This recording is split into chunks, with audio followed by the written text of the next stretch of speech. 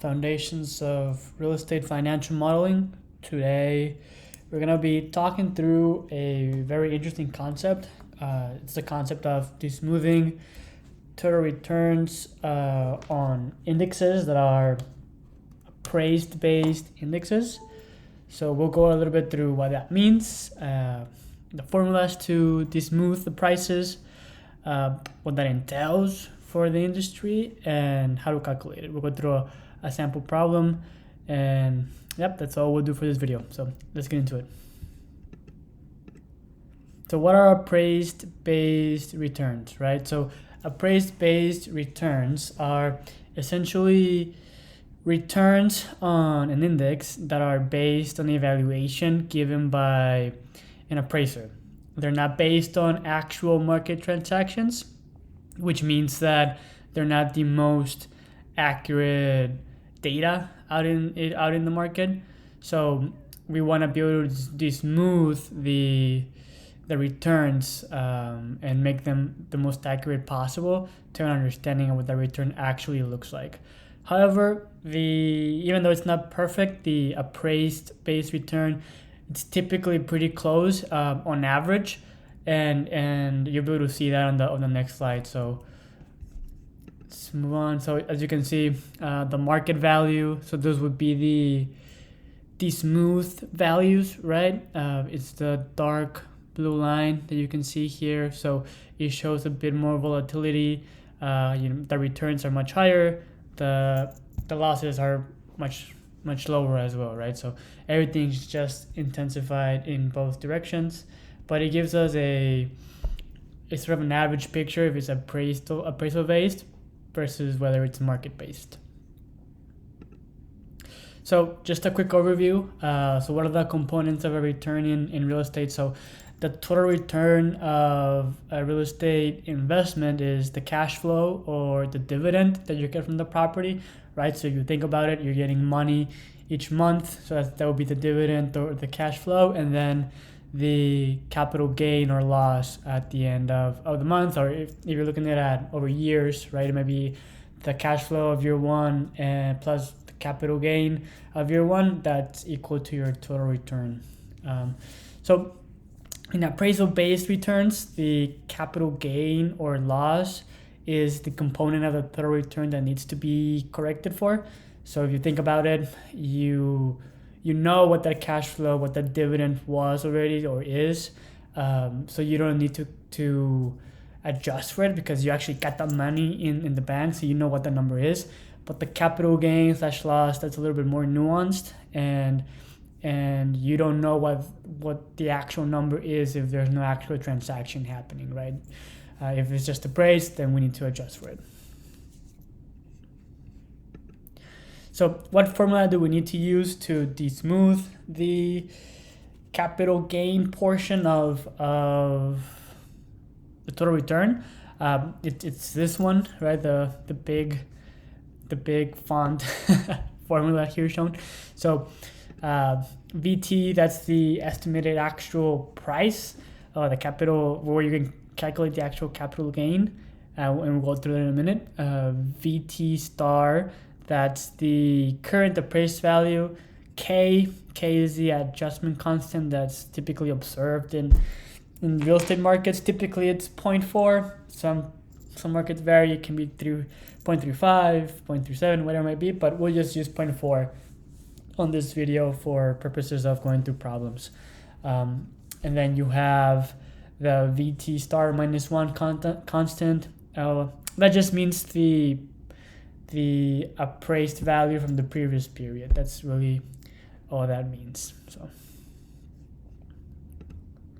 So we can go through a sample problem that I have prepared. So we're going to be smoothing the returns on a property index called NCREIF, and then we're going to plot it against the smooth returns. So the smooth returns would be the appraised values, and then you'll be able to see the difference in volatility and prices and see why we need to do this. So actually, let's first go through a quick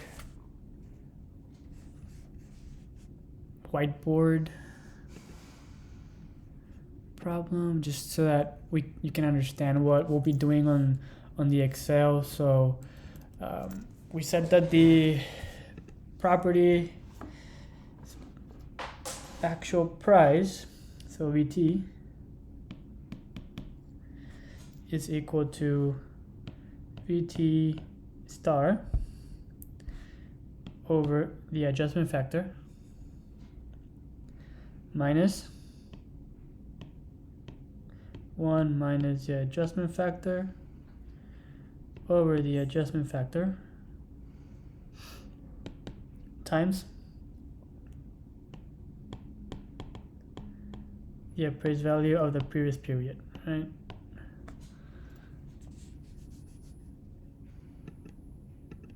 Let's make this a little smaller. There you go. Okay, so if you can see, from 1978 to 1979, we have an income return and we have a capital return. We have a price. This is actually, so we have a price of 108.23 and a price of 133.51. Okay, so VT star would be this value right here, the 135.51. So we're gonna say 133, sorry. Still erase that. Okay. 133.51 over the adjustment factor. We said we were gonna use 0.4, so let's use 0.4 minus 1 minus the adjustment factor of 0.4 over 0.4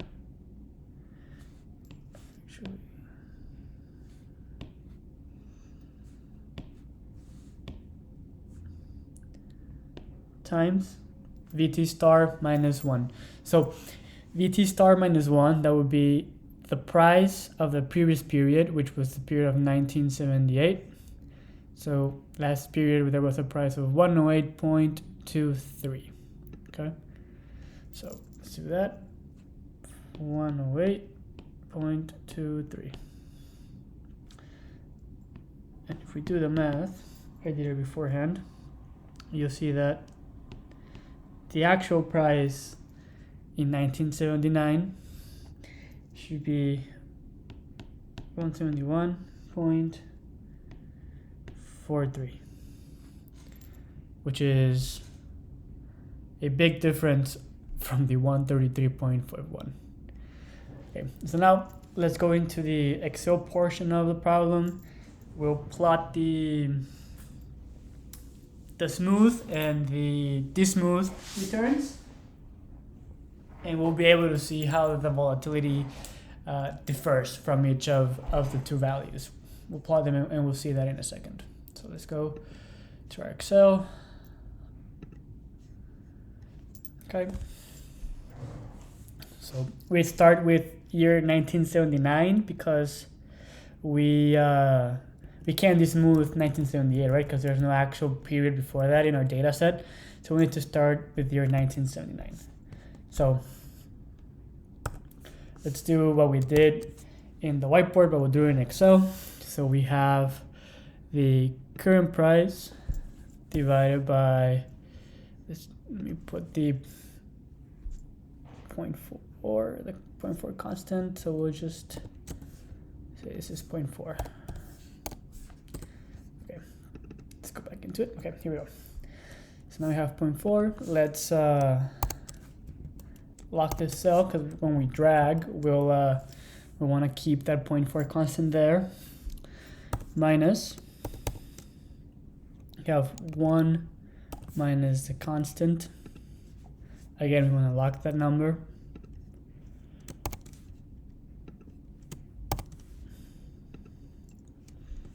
Divided by the constant, the adjustment factor. Want to lock that.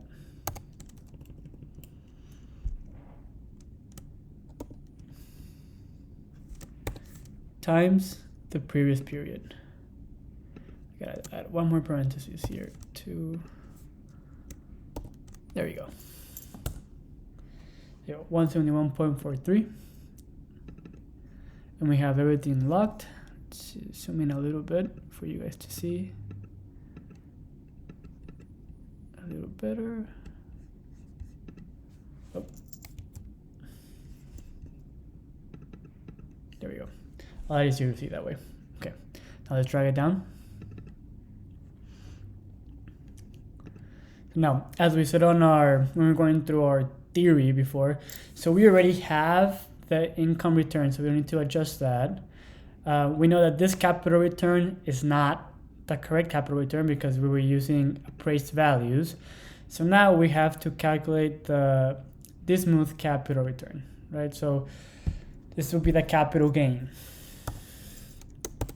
So this would be where we finished minus where we started divided by where we started. That's the smooth capital return, which is 0.58 compared to 0.23. Okay, so now let's drag it down.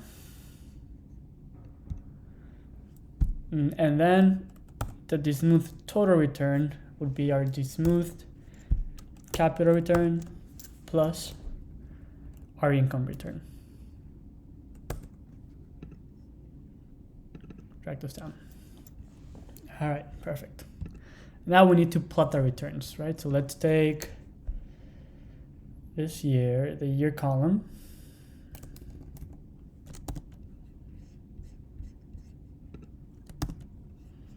Let's take the, so this should be, this is the smooth total return. So let's take this smooth total return.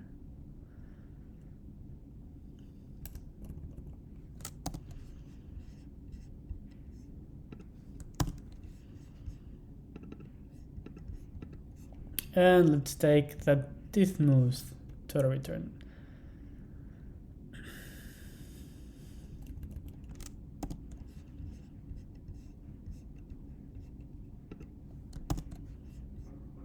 Let's just copy values.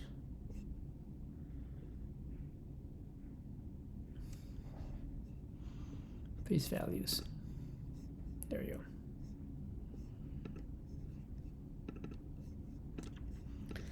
All right, now let's throw this into a graph.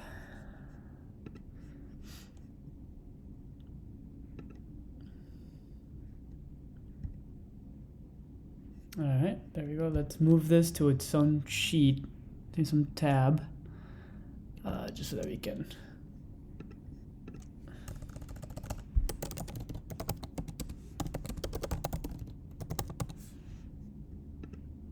Okay, here we go. So, as you can see, the blue line would be the smooth total return, which these are appraised values, right? So these are not adjusted for actual market data.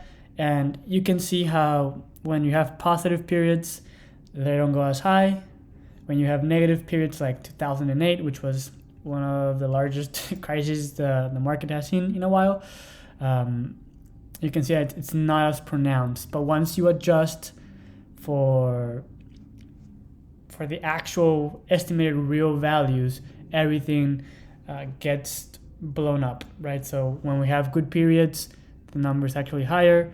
When we have bad periods, the numbers are actually lower, which the orange line is much more representative of what was experienced in the financial crisis of 2008. So you can see the actual volatility of the real estate market in the multifamily space per the data that we do smooth today. So I'm hopeful that you guys found this useful.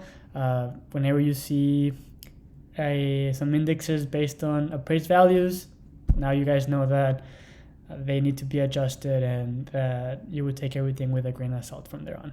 Okay. Well, with that, hope you guys have a good rest of your days, and we'll see you next time.